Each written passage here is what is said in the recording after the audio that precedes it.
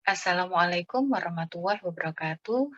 Pertama-tama perkenalkan nama saya Laura Nafika Yamani. Saya dari Fakultas Kesehatan Masyarakat Universitas Erlangga. Pada kesempatan ini saya akan menyampaikan materi tentang respon imun. Ada beberapa istilah penting di dalam bidang imunologi. Yang pertama yaitu imunitas atau yang dikenal dengan kekebalan tubuh. Jadi dapat didefinisikan sebagai suatu kemampuan tubuh dalam melawan benda asing atau patogen yang masuk ke dalam tubuh sehingga tidak menjadi ancaman atau tidak menyebabkan gangguan kesehatan. Yang kedua adalah sistem imun yang merupakan sistem yang terdiri dari sel, organ, molekul yang bertanggung jawab untuk membentuk imunitas atau kekebalan tubuh. Dan yang ketiga, imun respon. Ini merupakan reaksi tubuh dengan mengaktifkan sistem imun untuk menghadapi benda asing atau patogen yang masuk ke dalam tubuh. Sebagai contoh, ketika patogen masuk ke dalam tubuh, antigen yang merupakan bagian dari patogen akan direspon tubuh dengan memberikan sinyal ke sistem imun untuk mengaktifkan sel-sel imun untuk dapat menyerang patogen tersebut, sehingga tidak dibiarkan berkembang dan menginfeksi sel tubuh. Respon imun merupakan reaksi yang rumit dan kompleks karena melibatkan banyak komponen, baik itu sel maupun molekul-molekul, dan terjadi secara bertahap dengan adanya sinyal yang dikirimkan. Reaksi ini melibatkan antigen yang merupakan bagian dari patogen dan juga sistem pertahanan tubuh, baik yang sifatnya non-spesifik maupun yang spesifik. Jadi, respon imun ini berfungsi untuk memberikan perlindungan tubuh terhadap masuknya patogen atau kuman, baik itu dari kelompok virus, bakteri, parasit, dan jamur. Selain itu juga melindungi tubuh dari masuknya benda asing seperti racun, bahan kimia yang bersifat karsinogenik, polusi, dan lain sebagainya.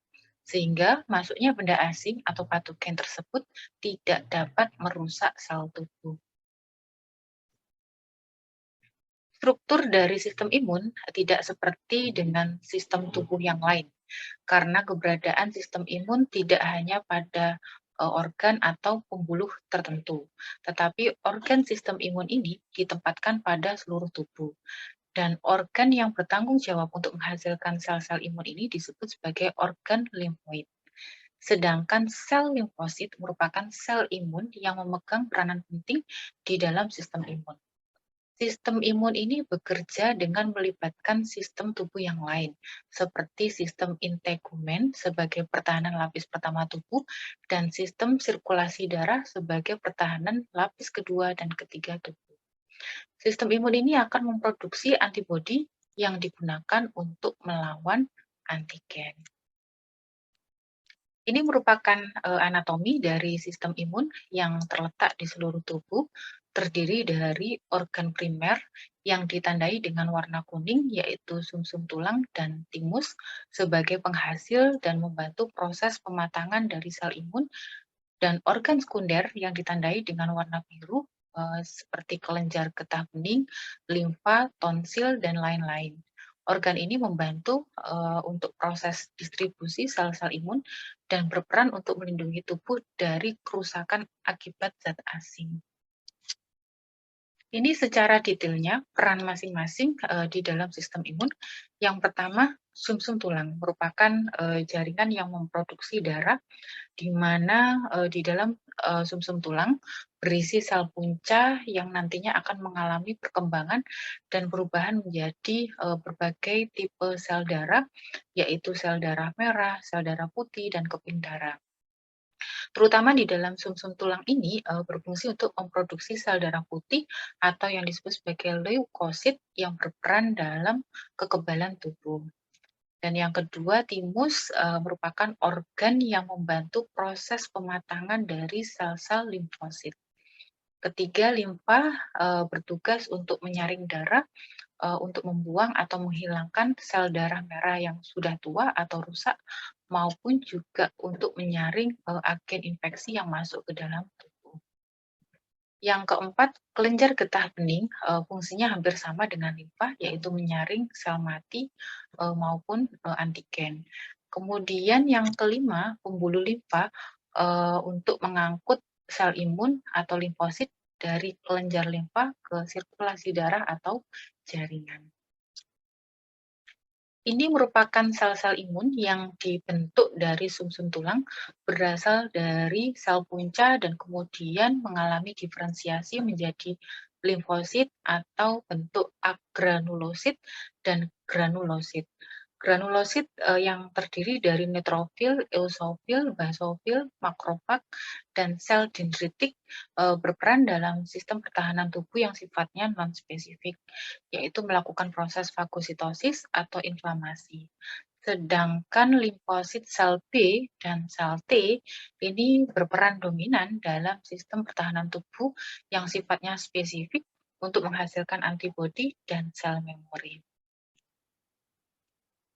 Ini merupakan komposisi dari darah di dalam tubuh. Untuk sel darah putih, komposisi terbanyak adalah neutrofil sebanyak 70% dan kemudian limfosit sebanyak 20%. Sistem pertahanan tubuh, dalam melawan benda asing atau patogen ini terdiri dari 3 lapis. Lapis pertama dan kedua sifatnya non-spesifik, sedangkan lapis ketiga sifatnya spesifik. Lapis pertama adalah kulit dan membran mukus yang bertugas untuk mencegah masuknya, benda asing, atau patogen ke dalam tubuh baik secara fisik maupun kimiawi. Sedangkan lapis kedua ini diperankan oleh sel-sel imun yang dapat memfagositosis benda asing untuk dihancurkan maupun zat-zat kimia di dalam sel darah yang dapat membunuh, atau menghancurkan patogen. Dan untuk lapis ketiga, ini merupakan peran dari sel limfosit, dalam, pembentukan antibodi sebagai, senjata untuk melawan patogen yang masuk ke dalam tubuh. Tipe imunitas atau kekebalan tubuh ada 2. Yang pertama yaitu innate or genetic immunity atau yang disebut sebagai imunitas bawaan. Ini merupakan imunitas yang diperoleh sejak lahir, komposisinya ditentukan oleh genetik, dan imunitas bawaan ini dipengaruhi oleh jenis dan jumlah reseptor atau molekul sebagai sisi pengenal patogen untuk melakukan infeksi. Misalkan di dalam tubuh manusia tidak memiliki reseptor penyakit yang menyerang hewan, sehingga ketika patogen ini masuk tidak dapat menginfeksi manusia karena tidak dikenali. Kemudian yang kedua adalah accurate immunity atau imunitas yang diperoleh. Ini merupakan imunitas yang berkembang di dalam proses kehidupan manusia. Komposisinya tidak ditentukan oleh genetik dan imunitas ini dapat, diperoleh secara alami maupun, buatan. Sebagai contoh, perkembangan imunitas campak dapat diperoleh, sebagai respon adanya infeksi alami atau dari proses, vaksinasi. Untuk kekebalan tubuh yang diperoleh secara alami dalam proses kehidupan ini dibagi menjadi 2, yaitu secara aktif dan secara pasif. Secara aktif, tubuh terinfeksi atau terpapar, secara langsung oleh patogen, tubuh akan merespon dengan mengeluarkan antibodi dan kekebalan atau antibodi ini bersifat, ada yang sementara dan ada yang bersifat seumur hidup. Kemudian yang kedua, imunisasi pasif. Ini sebagai contoh, janin yang mendapatkan antibodi melalui plasenta dan bayi mendapatkan antibodi, berasal dari ibu melalui air susu ibu. Untuk kekebalan tubuh yang diperoleh, secara buatan atau artifisial, ini dibagi menjadi 2 sama halnya, yang diperoleh secara alami atau natural, yaitu imunisasi aktif dan pasif. Aktif karena dengan vaksinasi, bedanya dengan imunisasi aktif secara alami, akan berisiko jatuh pada kondisi sakit sebelum mendapatkan kekebalan, sedangkan, vaksinasi tidak. Imunisasi pasif, yaitu dengan memasukkan antibodi atau imunoglobulin atau antiserum ke dalam tubuh secara langsung. Tetapi, kekebalan ini hanya berlangsung singkat karena tidak diperoleh dari hasil respon tubuh. Ini merupakan, gambaran secara singkat dari, slide yang sebelumnya sudah dijelaskan. Kemudian pertahanan tubuh, terakhir lapis ketiga ini terdiri dari imunitas humoral dan imunitas selular. Imunitas humoral adalah, produksi antibodi yang digunakan untuk melawan, antigen dari, patogen. Sedangkan imunitas seluler itu dengan memproduksi sel T yang digunakan untuk menghancurkan sel yang terinfeksi dengan, patogen. Mekanisme respon imun ini dibagi menjadi 3 fase. Yang pertama fase pengenalan, kedua fase aktivasi, dan ketiga fase efektor. Ini merupakan gambaran untuk respon imun humoral, di mana antigen atau patogen yang difagosit oleh makrofag kemudian mempresentasikan MHC kelas 2 dan mengaktifkan sel T helper dan selanjutnya mengaktifkan sel B. Kemudian sel B yang teraktivasi menghasilkan plasma sel untuk memproduksi antibodi. Ini merupakan gambaran untuk respon imunitas seluler, di mana antigen atau patogen yang menginfeksi sel, kemudian mempresentasikan MHC kelas 1 dan mengaktifkan sel T sitotoksik dan kemudian membantu proses penghancuran sel yang terinfeksi. Ini merupakan gambaran antibodi memiliki sisi pengenalan antigen.